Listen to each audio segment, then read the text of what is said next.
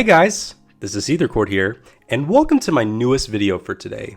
For today's video, we're going to be revisiting a topic that I covered around 1 to 2 years ago, and that was on the Furry Fandom's implementation with a social media app known as TikTok. Now, the reason that I'm revisiting this is because my girlfriend Cramchi has recently hit 10,000 followers on her TikTok account, and I'm super duper proud of her and also low-key a little bit jealous because she hit 10K on her TikTok before I hit 10K on my YouTube account, but who's comparing? TikTok followers are way less important than YouTube subscribers. I'm just kidding, bae. I'm kidding. She's gonna keep me in the doghouse for the next 2 weeks after hearing this, I'm pretty sure. Before we get started with today's video, I definitely want you guys to go and check out my girlfriend's TikTok page known as @Chumita. It'll be linked down in the description down below of this video. So yeah, definitely go give her a follower and check her out. So to start off with the topic today of furries and TikTok, I want to let you guys know I'm not a big fan of TikTok myself. I don't really get enticed by the whole kind of concept and everything like that. It reminds me a lot of Twitter with it being more social media like, but it also has a mixture of YouTube when it comes to implementing your own kind of artistic creation and making little videos and skits and everything. So it kind of is a mixture of both the two, but again, Twitter and YouTube already pretty much provide that for me, so it doesn't really entice me to get involved with TikTok.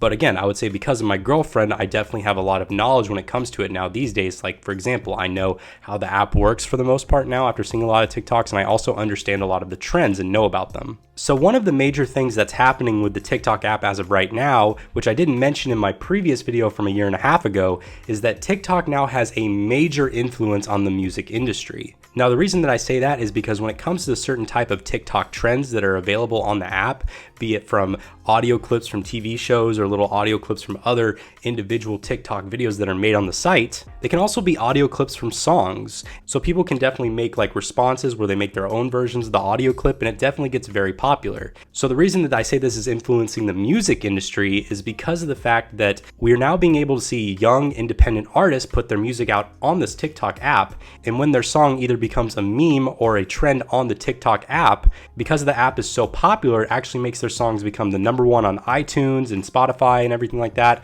It definitely helps boost their careers and also gets them involved with getting like record deals and everything like that, and also influences collabs with other well-known celebrities before TikTok was a thing. Another thing that the app does when it comes to influencing the music industry is it also definitely helps bring relevancy back to old songs. Now, the reason that I say this again is because if you have an old song that's turned into a trend and is like produced as a meme on TikTok and everyone's hearing the song again, it encourages a lot of resellings of the song on iTunes, even though the song was released like 5 or 10 years ago or something like that. It also encourages a lot more views on Spotify. And in turn, this can either reboost an old artist's career or encourage a lot more like production for maybe a remaster of the song or a recover, or even a lot of other young inspiring cover artists to do covers of the song as well. Now, this next thing I want to bring up when it comes to TikTok's influence on the music industry is the music itself. Now again, music is definitely a controversial thing to talk about on social media or just the internet in general, because music is subjective and everyone has different tastes when it comes to certain music genres and everything, and also certain tastes on how music is produced. Now, in my personal opinion, when it comes to these new young and aspiring music artists uploading their songs onto the website, I would say the music's pretty good for the most part. A lot of people had issues with the 2010s music being a little bit more generic, being a lot more corporate and everything, and having a lot of influence from like music producers and everything. But now that we're seeing a lot of these like young aspiring artists making their music from home and then it gets big, we're definitely seeing a lot more authenticity with the music. It's not being influenced by trends and such, and it's just more so independent people just putting their ideas out in their music, and a lot of people are enjoying it. Another big thing that I feel like the TikTok app is doing when it comes to things outside of music itself, I feel like it's definitely starting to evolve how we view celebrities and what we consider to be a celebrity, because now we're starting to see a lot more ordinary, everyday people become really well-known and famous on TikTok. And again, an example, like when I was talking about the music artists, like there was one guy I remember on TikTok who had a very famous song that has like 20 million views on YouTube because of being on TikTok, and their YouTube account only has like 30,000 subscribers. They're only like 3 times the size of me, and they became TikTok famous overnight. It's crazy. And another thing is when it comes to the TikTok users that are outside of the music sphere that just more so make sketch comedy, or they more so just talk about things on their accounts, they're becoming famous themselves, and we're seeing a huge influx of that, and we're not seeing people more so become famous just because of industries or corporations, or just having these managers that make them famous overnight because of that by either doing loans or favors. We're now just seeing that we're more so being influenced to appreciate and kind of view celebrities as just people who are more so just like all everyday people just like us. And in my personal opinion, I really like that. I like that we're now starting to kind of move towards, in terms of what we view as valuable in terms of like celebrity status, is more so like typical everyday people that just provide whatever they want to the table, instead of these like celebrities who are like multimillionaires and super wealthy, and they themselves are more so just seen as like godlike and everything. And also another plus is that when it comes to these TikTok influencers becoming celebrities, there's definitely, in my opinion, way more of those than you will see like these tiny percentage of people that become like Hollywood celebrities. And the last thing that we're going to discuss today when it comes to the TikTok app is actually what you guys mostly came for this video for in the first place, is how it influences the furry fandom.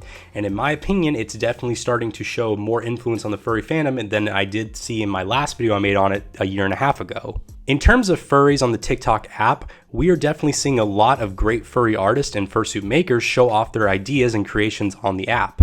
They're doing this by either, showing off their different kind of like strokes or paintbrush and art styles on the app, be it through their posts, and then it's influencing other furry artists to take like tips and tricks from each other. And the same thing goes for fursuit makers, where they'll show off, hey, I use this kind of foam or resin material, maybe you can influence by using that too. A big primary example of this is actually from Nefertiti, if you remember from a couple of my past videos.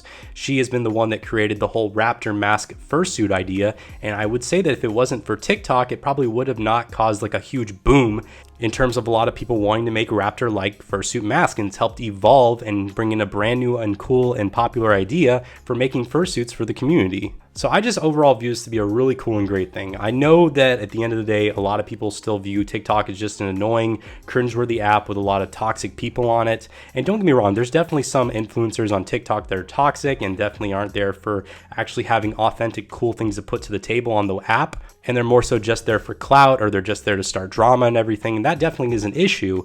But I would say that TikTok is definitely different from Twitter, because we're seeing definitely more of an influx of bringing that idea from YouTube of like more of this kind of creative outlet, and along that mix in the good part of Twitter, which is kind of connecting people a lot through like posts and social media and such. So I definitely see a huge promise with the TikTok app, and we're already seeing the effects of that a year and a half later from my last video. So that pretty much is going to wrap up my video for you guys today on the furry fandom and the TikTok app revisited. How do you guys feel about the furry implementation of the TikTok app? How do you guys feel about the app in general? Let me know down in the comments section down below. If you enjoy my content and want to further help out my channel, please consider donating to me on Patreon as well as my coffee. Make sure you smash that like button, turn on that notification bell, and subscribe all together. Make sure you check out my main gaming channel known as SeetherCord Games and my no commentary gaming channel known as Seether Chills. All that will be linked down in the description down below. Again, guys, thank you all so much for watching this video. I've been SeetherCord, and I will see you guys in the next video. Goodbye, everyone. All right, let's go back here. Avoid the eel.